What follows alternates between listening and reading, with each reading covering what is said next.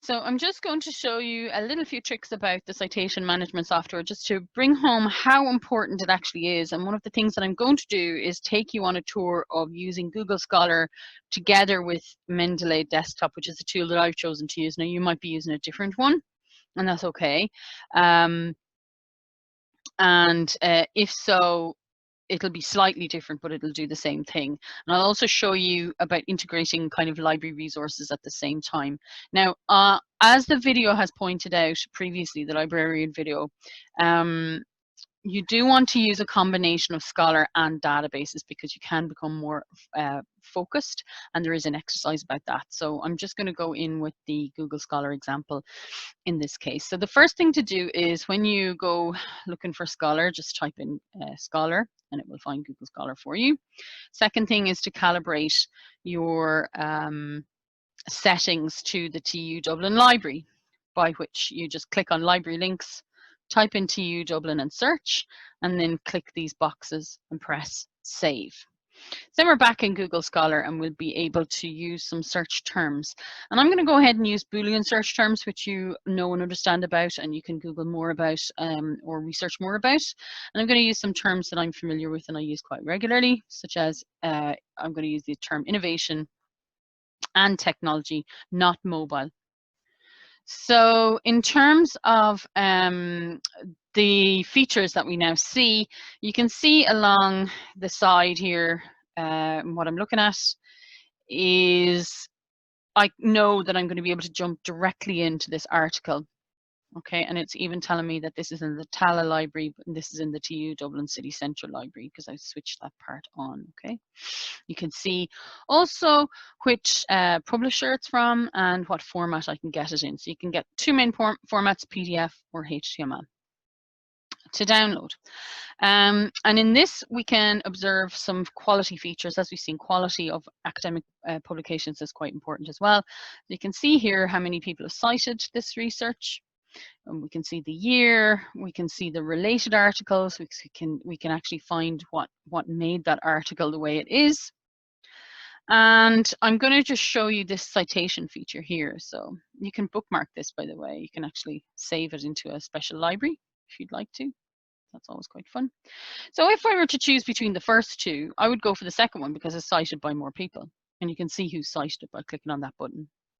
So I decided that British Journal of Community Nursing is probably maybe more, I might be in nursing, so it might be more towards my area. And if I click here, then immediately there's a couple of things I can do. I can always copy, as you know, the APA citation format is the one that we use. I can copy paste that into my Word document if I were an undergraduate, but that's not going to cut the mustard for the purposes of your postgraduate. What I actually want to do is download the citation directly into my Mendeley. Okay, so I'm going to show you some other tricks as well. So what we do is we're downloading it in RefMan, and you can see here that what's happened is my wee Mendeley file .ris has downloaded. And if I only click on here, it will, I'm just going to just jump over into my Mendeley because I know that it won't do that. So you can see that it's sucked up in here, the article. Okay. Now that's a really important process because then what you can do with it is cite as you write straight into your Word document. But I do want to show you some other features about Mendeley, and they're really, really important ones because this may help you quite a lot. So you can see here that this one that I've sucked in, that's just the citation. It's not actually the paper itself. There's also a way in which you can download the PDF, and you can install the Chrome plugin for Mendeley on Google, and that will actually suck it straight down into Mendeley, including the PDF. So that means that you can go from your library directly into it. And you can also drag and drop it from your desktop, okay? So I'm going to go ahead into my other screen and I'm going to download that article to show you how that works. It's super duper easy. I'm going to just download the PDF right here.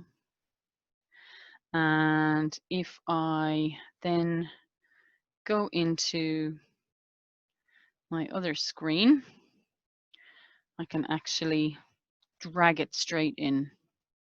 So I just want to make sure that I'm actually sharing the right Mendeley desktop one. So after I've dragged and dropped that in, you can see that my complete citation is in the Mendeley screen plus the actual PDF. Now what you can do with this is you can go into it and you can highlight parts, you can copy and paste little bits because you actually have a little notes section over here. For example, and you can put in this.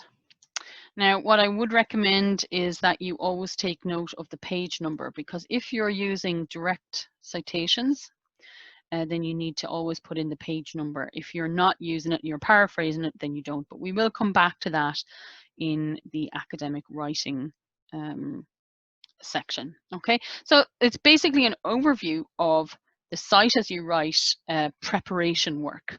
Now what you'll find is that you can also make folders down here in your citation management tool, and those will actually help you to organize the information better. So I can just create a folder right here called innovation in nursing, or whatever that might be, and I can drag my main publications into that folder as I see fit. So I'm going to put this one in here, and this one is, you know, I might make another one or whatever. That's important, and we'll come to that when we're talking about theoretical frameworks.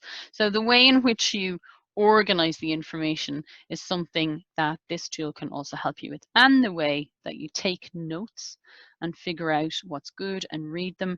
Super important this year because you're not going to be printing much out. Okay, so just a highlight, you can also have several of these windows open at one time. You can flick between them if you're looking to do synthesis in an Excel spreadsheet, which is also part of this micro lesson.